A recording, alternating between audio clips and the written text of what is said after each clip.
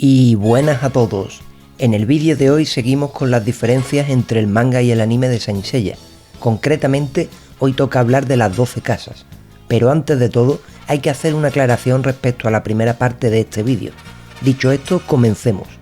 Cuando hablé del arco de Ikki y los caballeros negros en la primera parte de este vídeo, olvidé mencionar algo tan importante como la primera aparición de Shaka. En el manga, una vez que Ikki recupera la Clot del Fénix, aparece de repente Shaka, quien se supone que tenía la misión de acabar con Django y los caballeros negros, pero al llegar a la isla descubre que ya lo había hecho el Fénix.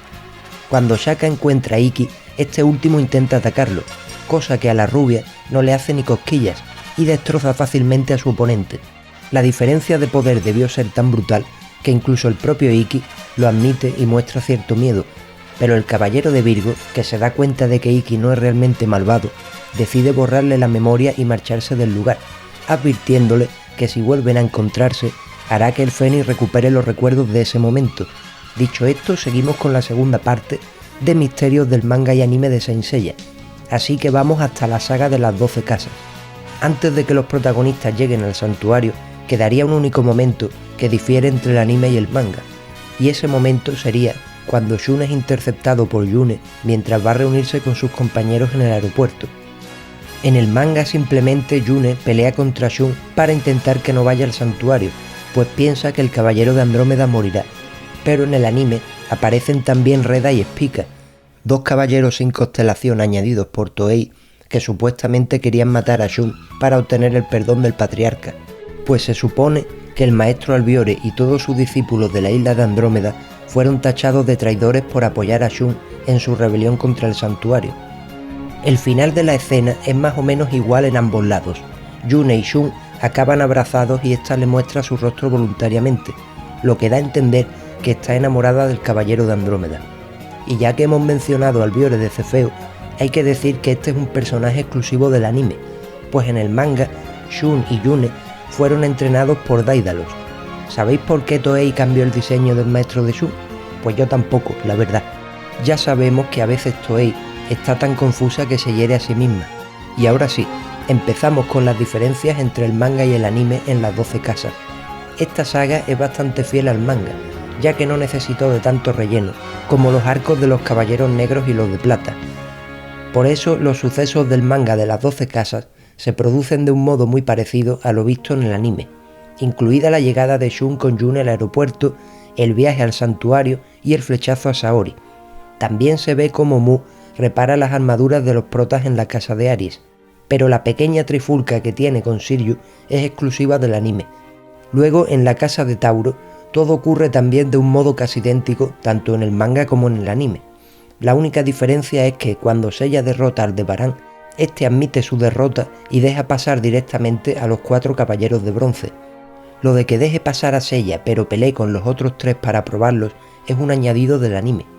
Más tarde, en la casa de Géminis, lo que se muestra en el anime y en el manga es prácticamente igual. Lo único diferente es que cuando Yoga viaja por otra dimensión y se encuentra con su maestro Camus en la casa de Libra, estos no mencionan al maestro Cristal durante su conversación, ya que es un personaje exclusivo del anime. Luego, en la casa de Cáncer, todo es más o menos igual al manga también. Lo único es que cuando al final del combate Shiryu se da cuenta de que ha recuperado la vista, Doko no le dice que debe agradecérselo a Seiya por haberle dado el agua de la fuente mágica, ya que ese capítulo fue puro relleno. En la casa de Leo solo varían algunos detalles. Por ejemplo, el anime añadió esa infame pelea donde Cassius, antes de llegar a la casa de Leo, dejaba cao a Shiryu y Shun. En el manga simplemente Cassius aparece para cerrarles el paso a Shiryu y Shun, pero cuando vuelve a aparecer ya está en la casa de Leo. Luego, una vez que ya ha muerto, llegan Shun y Shiryu, y este último comenta que les dijo que él lo arreglaría todo.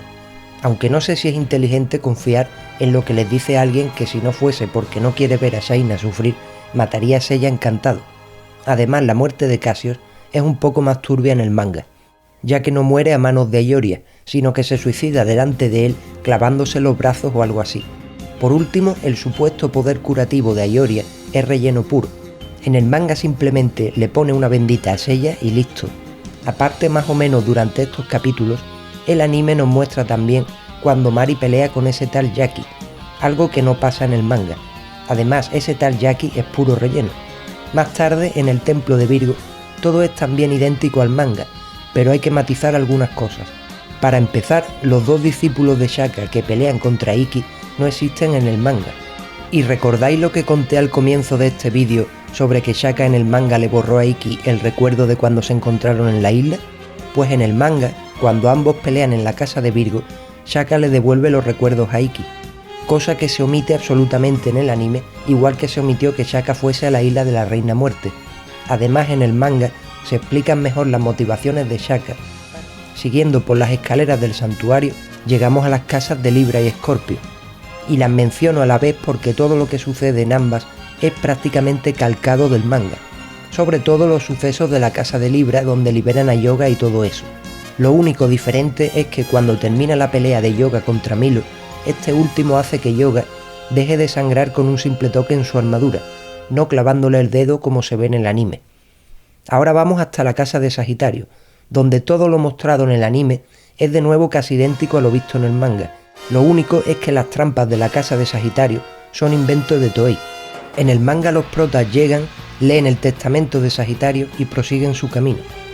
Luego, en la casa de Capricornio hay ciertas cosas remarcables.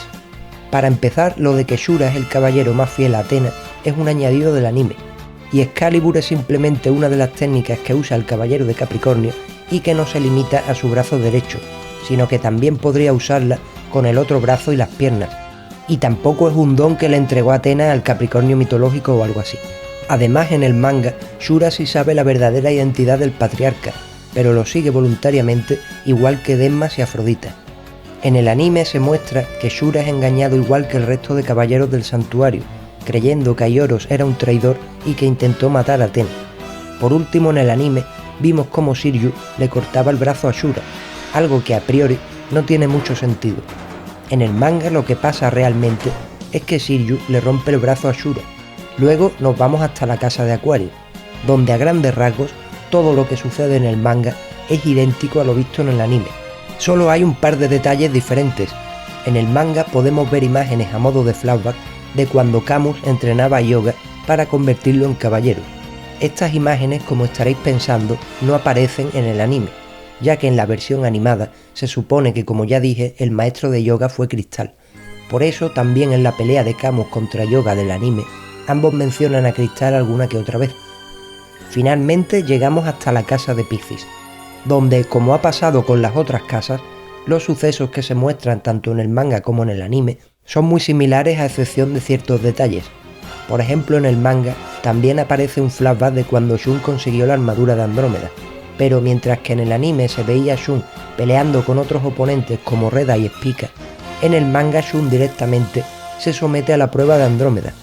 Aparte, como ya mencioné antes, el maestro de Shun es Albiore en el anime y Daedalus en el manga.